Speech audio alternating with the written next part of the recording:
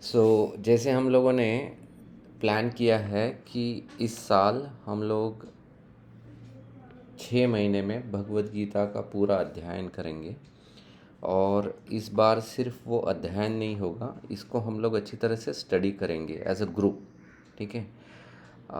तो मैं हमारे ग्रुप के लिए हर अध्याय के लिए एक छोटा छोटा वीडियो क्लिप बना रहा हूँ, ताकि इससे हम लोगों को एक रूपरेखा प्राप्त हो कि किस तरह से हमको उसका अध्ययन करना है। अब आप इस क्लिप को एक गाइडलाइन की तरह यूज़ कीजिए। मैं ये नहीं कह रहा हूँ कि आपको इसी तरह से करना है। अगर आपके पास एक और भी बेटर तरीका है तो आप वैसे भी उसका अध्ययन कर सकते हैं, लेकिन एक गाइडलाइन है। अगर किसी को इसका लाभ लेना है तो हम लोग इस गाइडलाइन के हिसाब से इसका अध्ययन कर सकते हैं। अब भगवद गीता की शुरुआत हम लोग कहाँ से करें, तो हमको डायरेक्टली पहले अध्याय पे जंप नहीं करना है। भगवद गीता में अगर आप देखोगे तो भगवद गीता की शुरुआत श्रील प्रभुपाद खास करके जो इंट्रोडक्शन है यहाँ से करते हैं। अब ये इंट्रोडक्शन बहुत महत्वपूर्ण है, और ये इंट्रोडक्शन इसलिए भी महत्वपूर्ण है। आप देखो, प्रभुपाद जी ने एक अलग से किताब भी बनाया था सिर्फ इंट्रोडक्शन का, जिसको हम लोग गीता सार के नाम से, वो पतला सा किताब जो आती है, सो दैट्स द गीता सार किताब। अब इस गीता सार में श्रील प्रभुपाद ने पूरे भगवद गीता का एक प्रकार से जिसको हम लोग कहते हैं एसेंस या सार जो है वो दिया है। इसकी शुरुआत मंगलाचरण से होती है जो हम सब लोग गाते हैं, और आगे अगर आप देखोगे ये गीता सार इतना महत्वपूर्ण है जिसमें प्रभुपाद बताते हैं कि भगवद गीता क्यों महत्वपूर्ण है। फिर भगवद गीता को अगर आपको समझना है तो भगवद गीता के अंदर ही उसको कैसे समझना है ये दिया गया है। आगे प्रभुपाद अनेक अलग अलग श्लोकों द्वारा अलग अलग विषयों के ऊपर इस सार में प्रभुपाद समझाते हैं। जैसे किसी व्यक्ति की योग्यता क्या है भगवद गीता पढ़ने में, फिर किस प्रकार के अलग अलग रस होते हैं भगवान के साथ जुड़ने के लिए। फिर उसके बाद में ये जो भगवद गीता है ये भगवान श्री कृष्ण ने क्या सिर्फ पहली बार बोला है या इससे पहले भी बताया गया है। फिर ये जो भगवद गीता है ये किन किन लोगों ने इसकी स्वीकृति की है, ओके, उसके बारे में बताया गया है। फिर इसके बाद में भगवद गीता में का मेन उद्देश्य क्या है, जीवन का उद्देश्य क्या है, हम क्या है। तो ये जो अनेक विषय है ये सब विषयों को इस गीता सार में प्रभुपाद जी ने एक संक्षिप्त रूप में सब कुछ समझाया है। भगवद गीता के देखिए यहाँ पर भगवद गीता के मेन विषय क्या है, तो ये विषयों को भी यहाँ पर बताया है। तो इस तरह से ये थोड़ा सा लंबा इंट्रोडक्शन है लेकिन बहुत महत्वपूर्ण है।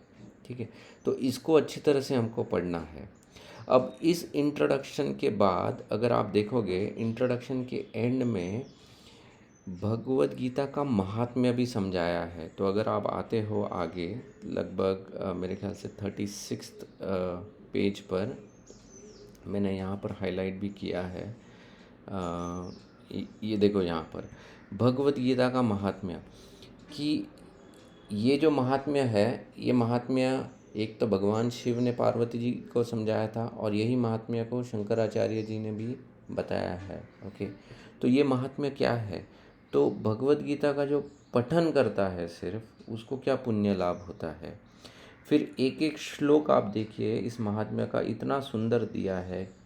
यहाँ पर आप हर एक श्लोक पढ़ सकते हो, ओके, जिसमें वो बताते हैं कि भगवद गीता का पठन से पापों का विनाश होता है।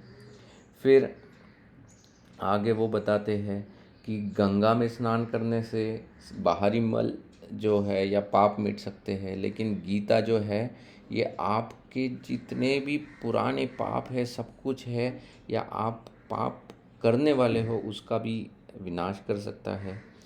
फिर आगे वो बताते हैं कि ये जो भगवद गीता है ये क्यों महत्वपूर्ण है, क्योंकि ये साक्षात भगवान के मुख से उत्पन्न हुई है।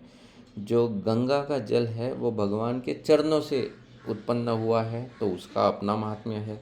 लेकिन चरणों से जो उत्पन्न हुआ है वो अगर पापों का नाश कर सकता है, तो जो मुख से उत्पन्न हुआ है तो उसका महात्म्य और क्या हो सकता है। तो इस तरह से आप देखो तो यहाँ पर महात्म्य भी दिया है। यहाँ पर एक श्लोक आता है कि अगर कोई एक शास्त्र हो तो वो शास्त्र भगवद गीता हो, अगर कोई एक भगवान हो तो वो भगवान देव की पुत्र श्री कृष्ण हो एक्चुअली। तो ये भी यहाँ पर बताया गया है। एंड अंत में ये जो इंट्रोडक्शन है, इस इंट्रोडक्शन में आप देखते हो कि हमारी जो परंपरा है, किसी को अगर ये शंका है कि ये ज्ञान कहाँ से, किससे, कैसे आया है, तो ये परंपरा यहाँ पर दी है।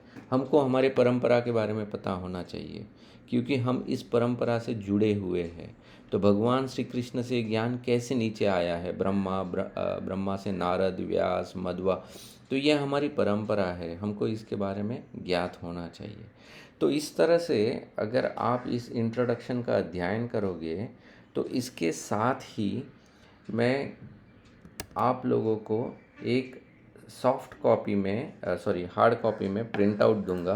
वो प्रिंट आउट होगा, हर अध्याय का एक छोटा सा क्विज़ होगा। इस क्विज़ को आपको सॉल्व करना है। ये इसलिए सॉल्व करना है, ऐसा नहीं है कि आपकी कोई परीक्षा होने वाली है, आपको ओपन बुक की तरह इसको देखकर सॉल्व करना है। लेकिन ये जब आप सॉल्व करोगे तो आपको खुद को समझ में आएगा कि आपने कितनी अच्छी तरह से पढ़ा है। अगर आपको इसमें से कोई प्रश्न नहीं सॉल्व कर पा रहे तो आप फिर से जाकर उस इंट्रोडक्शन या उस सेक्शन को पढ़ सकते हो। ये पढ़ने से क्या होता है कि हमारा जो अध्ययन है वो अच्छी तरह से होगा। ज़्यादा लंबा नहीं है, छोटा है। ओके। और मैंने हमारे ग्रुप के लिए क्या किया है, मैंने हमारे ग्रुप के लिए एक छोटी सी वेबसाइट बनाई है। ये वेबसाइट की लिंक मैं आप लोगों के साथ शेयर करूँगा। इस वेबसाइट पे ये जो भी वीडियो मैं अभी रिकॉर्ड कर रहा हूँ वो वीडियो यहाँ पर अपलोड किया जाएगा इंट्रोडक्शन के नाम से। उसी तरह से प्रथम अध्याय, दूसरा अध्याय, ऐसे हर अध्याय का वीडियो यहाँ पर रिकॉर्ड किया जाएगा, जो आप जब चाहो तब इसको पढ़ सकते हो। फिर यहाँ पर भगवद गीता ट्रैकर करके एक लिंक है, इसको अगर आप क्लिक करोगे तो यहाँ पर एक्सेल शीट है जहाँ पर आप लोगों के नाम है, और जैसे जैसे आपका अध्याय पूर्ण होता है आपको सिर्फ यहाँ पर आकर उसको डन करके इस शब्द से कंप्लीट करना है। ओके। आपका नाम अगर यहाँ पर है नहीं, या आपको इसको अगर एडिट करना है, तो यहाँ पर आप अगर देखोगे तो क्लिक करना है। वो क्लिक करने से ये एडिटेबल मोड में हो जाता है, और यहाँ पर आप कोई भी नाम डाल के आपका नाम ऐड कर सकते हो। अगर आपका नाम यहाँ पर नहीं है, आपका जैसे ही अध्याय हो जाता है तो आप यहाँ पर जाकर इसको डन करके लिखिए, तो आपको भी पता चलेगा कि आपने क्या कंप्लीट किया है। बाकी भक्तों को समझ में आता है कि किसने कितना कंप्लीट किया है। उस तरह से एक प्रोत्साहन रहता है एक दूसरे को, एक तरह से एक जैसे बोलते हैं आध्यात्मिक कंपटीशन। तो हम लोग कोशिश करेंगे कि हम एक दूसरे का उत्साह बनाए रखें, और अगले 6 महीने में हम लोग भगवद गीता का अध्ययन पूर्ण कर पाए। ठीक है। हरे कृष्णा। Thank you. धन्यवाद।